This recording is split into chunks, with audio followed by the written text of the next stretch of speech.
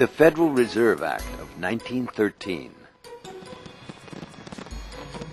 Banking, big business, farm, and labor acts were highlights of the Woodrow Wilson era.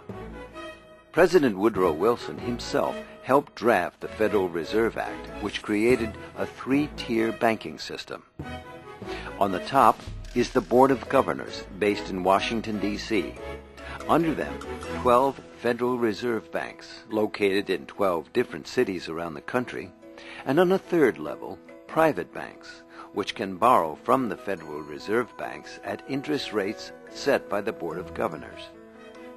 The Federal Reserve, also known as the Fed, is the nation's central bank. It sets the prime interest rate for banks across the nation. The earnings of the Federal Reserve System come mainly from interest received on the Reserve Bank's holdings of U.S. government securities. After the Fed's expenses are met, any net earnings are paid to the U.S. Treasury. Having achieved banking reform, President Wilson turned his attention to big business regulation. The Sherman Antitrust Act had been in place since 1890, but it needed clarification. The Clayton Antitrust Act of 1914 provided it.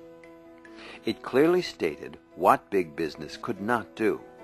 They could not sell goods below cost to drive competitors out of business, and they could not buy up competitors' stock with the intention of creating a monopoly.